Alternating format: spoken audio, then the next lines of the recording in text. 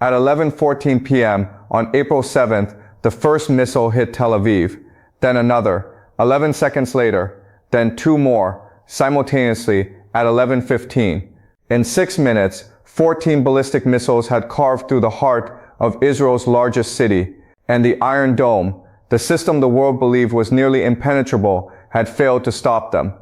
This is not a story about rockets fired from Gaza. This is not a story about Hezbollah drones crossing the northern border. This is something that has never happened before in the modern history of the Israeli state. A coordinated, sophisticated, devastating ballistic missile campaign launched directly from Iran, targeting civilians, targeting symbols, targeting the psychological core of a nation that believed its skies were protected. And here's what makes this different from every other escalation we've covered.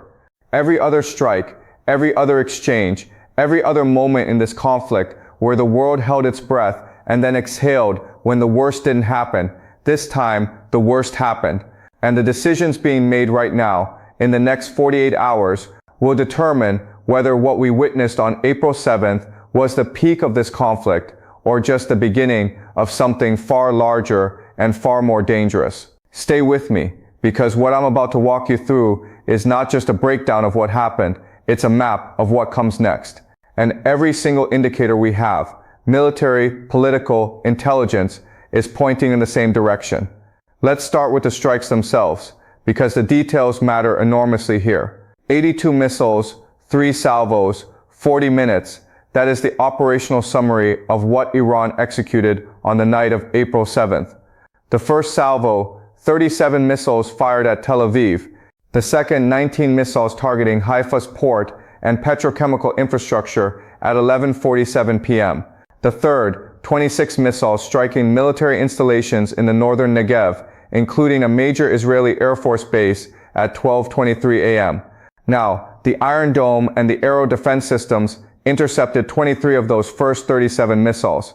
That sounds significant until you do the math. That is a 62% intercept rate.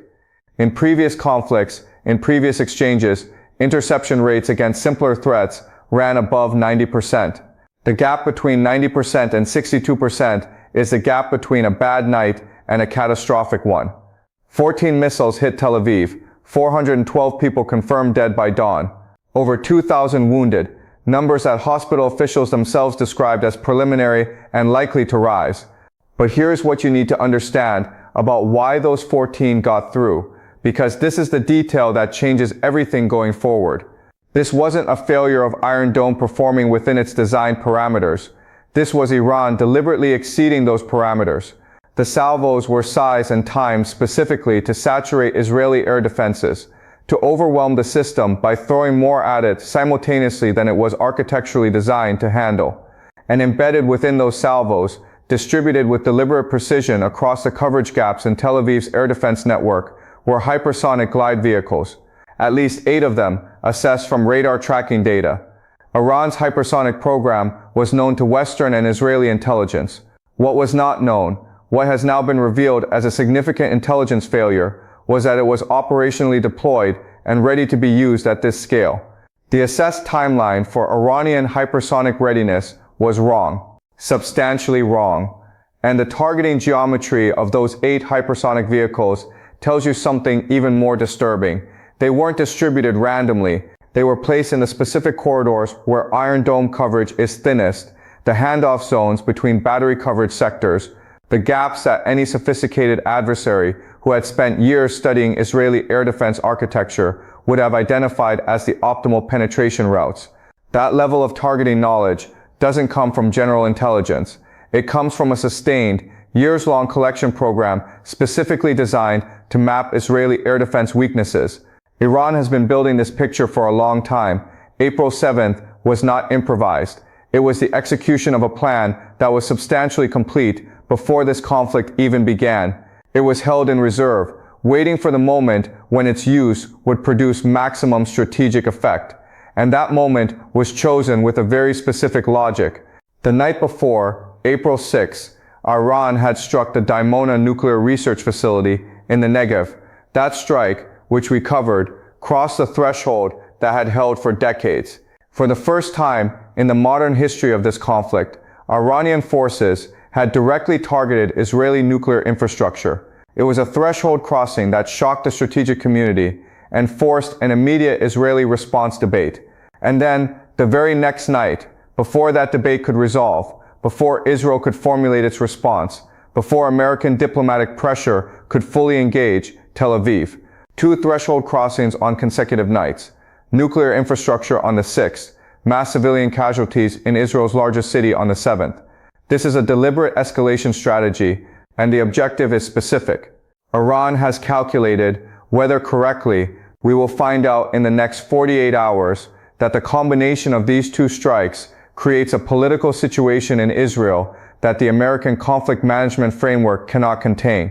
That the domestic political pressure generated by 412 dead civilians in Tel Aviv forces an Israeli military response of a scale and speed that exceeds what Washington has been able to negotiate, delay, or redirect in every previous escalation episode throughout this conflict.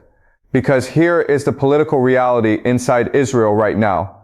The government's survival, not as a metaphor, but as a literal question of whether this coalition holds together and whether these leaders remain in office, depends on demonstrating a military response on a timeline that the Israeli public, which now has direct personal experience of what Iranian missiles do to their city, is not going to extend indefinitely.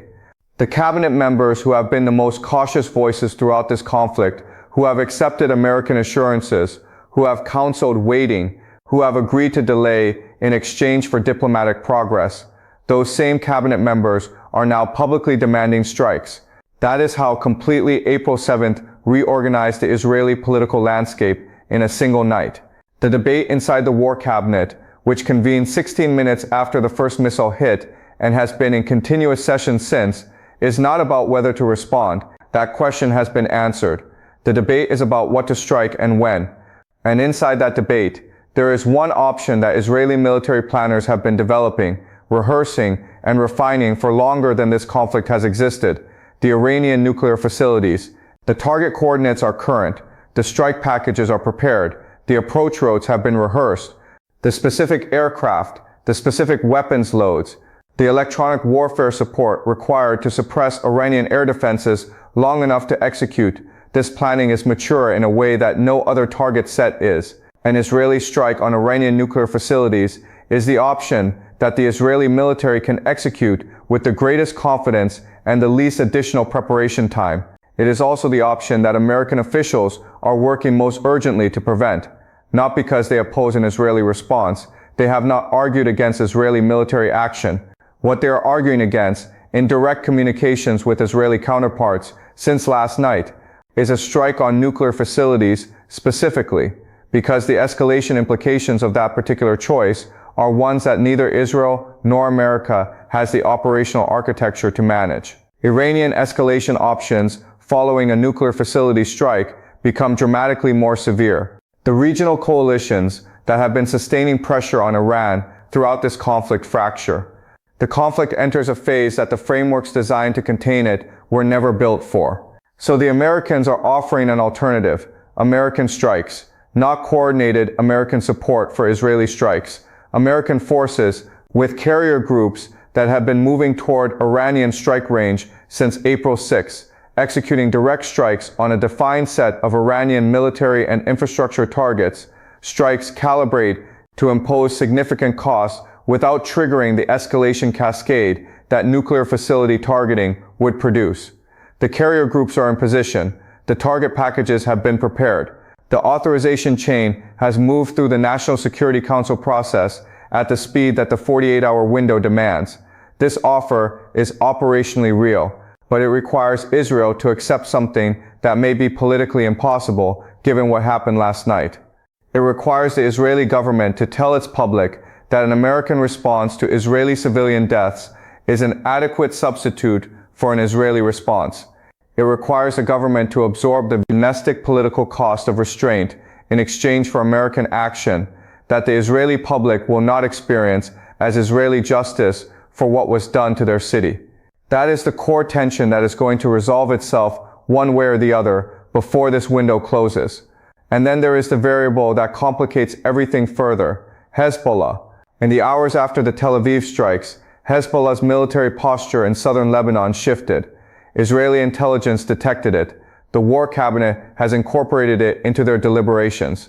What that shift signals is the availability of a second front, and Hezbollah's missile inventory makes Iran's April 7th salvo look restrained by comparison in terms of the threat it poses to Israeli population centers.